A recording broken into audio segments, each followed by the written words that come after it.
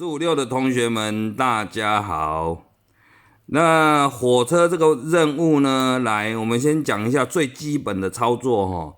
每一个小时，你们可以看到加速任务这边有一个这个宝石一直在闪，每天要收。如果在晚上开始打战的时候，这个是会30秒出现一颗。现在看到没有？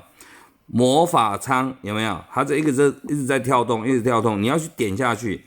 点这颗宝石，点下去了以后，来，你就已经有一颗了，这个数字就变1了 ，OK， 数字会变1了。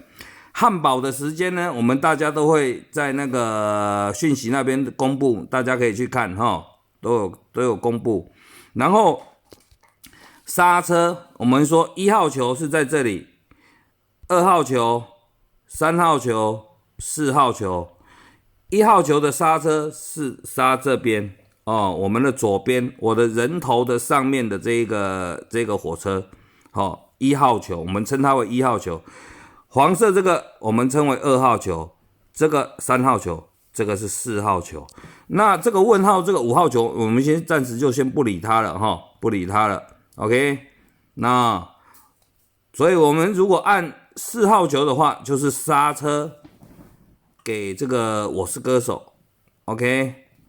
然后如果我们按1号球的话，是刹车给 Be Happy OK， 这个战队 OK。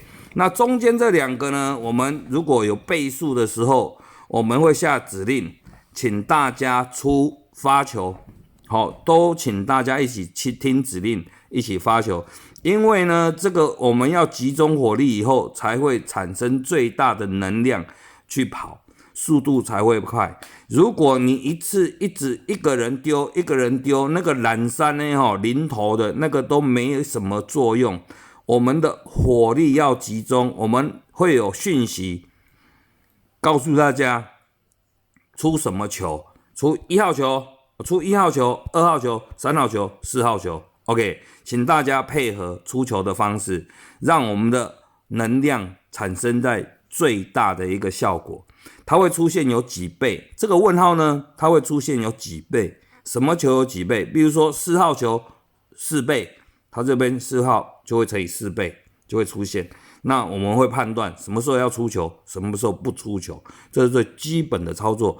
记得在玩游戏的时候，每30秒会有一颗蓝宝石出现，这一颗对我们的胜败很重要，所以30秒记得，请大家一定要收球，好不好？就是这样子，很简单。如果任何不懂有疑问的话，欢迎大家随时提出你的看法，好不好？或者有什么讯息不懂的话，可以问我们，我们大家都很热心的能够帮你回答，好不好？谢谢大家。